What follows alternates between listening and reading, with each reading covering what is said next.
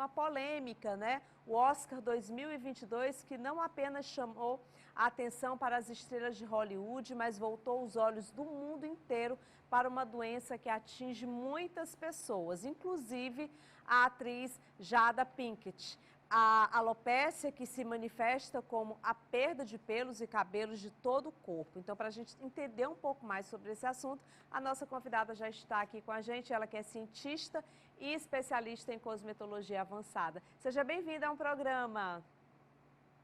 Oi, Carla. Grande prazer falar sobre esse assunto, né, que virou um dos assuntos mais acessados do Google, né, em 2022, por causa daquele episódio. Boa noite também para todo mundo que está assistindo a gente. Um episódio realmente que, de certa forma, comoveu muitas pessoas, né? Mas existem aí dois lados, e aí se a gente for parar para pensar, quantas pessoas sofrem o que ela sofreu? E a atitude dele, muitas vezes a gente tenta julgar as pessoas e o julgamento é o que, na verdade, muitas vezes acaba fazendo com que nós, seres humanos, magoemos algumas pessoas, outras não. Mas o fato é que a alopécia, ela mexe muito com o emocional. E aí eu gostaria que você explicasse para a gente o que causa a alopécia e se existem tipos diferenças da doença, né? Há outros sintomas além da queda de cabelo, por exemplo? Então, Carla, a gente tem um conjunto de doenças que são englobadas ali dentro desse termo alopécia, né, ou alopecia. As duas formas são corretas da gente abordar. A alopecia, ela é essa perda progressiva do cabelo. Quando a gente fala perda, é diferente de queda. Por quê? No caso da Jada, né, pelo que se especula, porque como a gente não fez um diagnóstico, a gente só pode especular, é que ela tem alopecia areata, que é uma alopecia que acontece com uma queda generalizada de fios que se dá em locais delimitados e que pode se tornar múltiplas lesões, que parece que foi o caso da Jada ali. Se tornou múltiplas lesões e aí ela se viu ali em uma circunstância que ela preferiu raspar os fios, né? Então, aquele tipo, provavelmente, alopecia areata. Porém, existem vários outros tipos de alopecia. A mais comum é a alopecia androgenética. Apesar do nome ser difícil, é a popular calvície, né? Até passou uma foto aqui dentro, essa aí, ó. Essa aí é a Olha, alopecia androgenética. Ou alopecia de padrão feminino também pode acontecer essa nomeação. Nesse caso, você observa que não necessariamente houve queda dos fios, mas houve um afinamento progressivo. Os fios foram ficando tão finos que eles passaram a descobrir essa região que a gente chama de região da risca, né? A região onde se parte, onde se divide o cabelo. A alopecia androgenética, ela é mais comum em homens, mas afeta mulheres também. E na mulher, ela dá esse padrão aí, que é não cair nessa região frontal. Homem, você observa, ele já fica calvo assim, ó. Mulher, geralmente não. Essa linha da delimitação do rosto é preservada, mas passa a ter um afinamento nessa região aqui. Então, como cientista, eu vou pedir para todo mundo que está em casa, nos assistindo, fazer o seu autoexame de saúde do couro cabeludo. Por quê?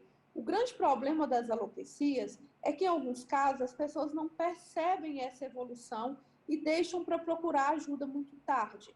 Principalmente mulher, porque tem muito cabelo, às vezes aparece uma lesão assim, ó, de alopecia areata, embaixo dos fios ali ela não percebe, ou a alopecia androgenética começa a se manifestar e ela não sabe identificar. Então, vou te dar algumas dicas para identificação.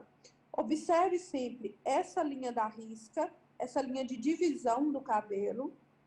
Para fazer esse autoexame, é importante a gente pentear os fios e partir novamente, repartir novamente esse lugar, para a gente ter certeza de que realmente não está somente ali saturado aquele local que a gente estava dividindo os fios.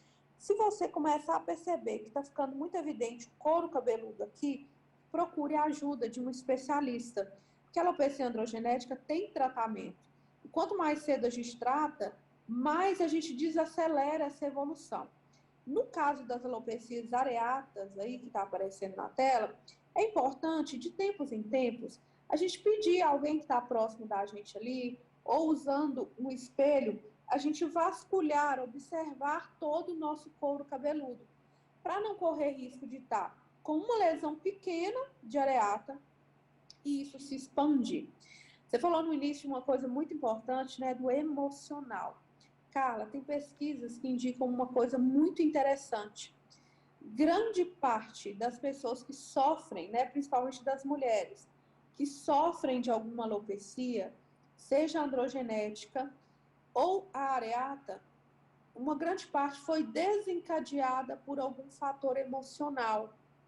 Então, você imagina, a pessoa já enfrenta uma doença que é causada, em muitos casos, por algum gatilho emocional, seja estresse, seja a perda de um ente querido, seja um acidente traumático, seja uma situação de uma tristeza ou de uma depressão, que desencadeou essa alopecia. No caso da areata, o corpo passa a agredir os folículos, os fios.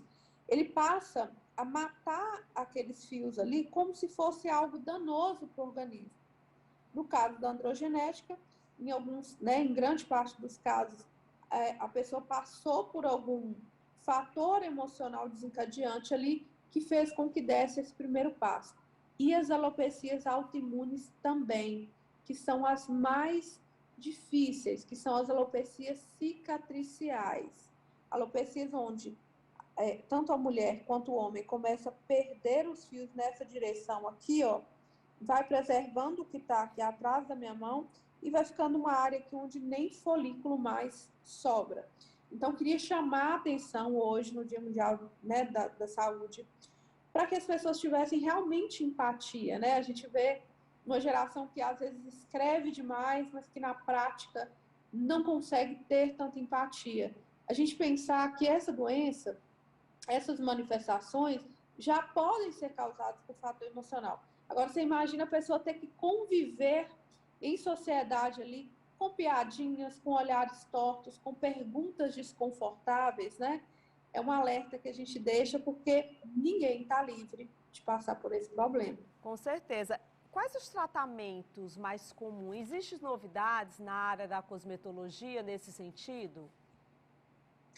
Existe, Carla. A gente tinha, né, até pouco tempo, uma gama de medicamentos que era um pouco restrito. Tem um grupo de medicamentos que é administrado por via oral, mas a gente tem um grande número de efeitos colaterais que podem ser associados ali. Alguns desses medicamentos não são recomendados para mulheres em idade fértil, porque podem causar má formação fetal. E aí a ciência foi evoluindo para tratamentos tópicos que sejam absorvidos através da via folicular. A gente precisa lembrar que cada fio desse está fixado em um orifício, em um buraquinho ali no nosso couro cabeludo. E aquilo ali funciona como se fosse uma esponja para ativos que estejam em tamanho específico para ser absorvido ali naquele local. Eu fui agraciada, né, com o presente científico aí de ter a honra de ter desenvolvido uma patente de uma biotecnologia de absorção folicular, que inclusive ganhou repercussão né, virou capítulo de livro médico, ganhou repercussão em artigo de publicação internacional, justamente porque, tratando localmente, desde que seja uma formulação cientificamente elaborada, a gente consegue fazer com que os ativos cheguem no alvo ali de uma forma muito assertiva. E a gente melhora tanto a eficiência, o resultado do tratamento, quanto a gente melhora também a questão de não ter esses efeitos colaterais que a medicação por via oral teria para o paciente. O importante é a gente tomar essa consciência por mais empatia, né? A gente precisa ter mais empatia com as pessoas. Felizmente, esse fato aí que aconteceu com a Jada chamou muita atenção, mas por outro lado também tem um propósito, porque as pessoas passaram a entender um pouco mais o que é, inclusive a pesquisar muito mais.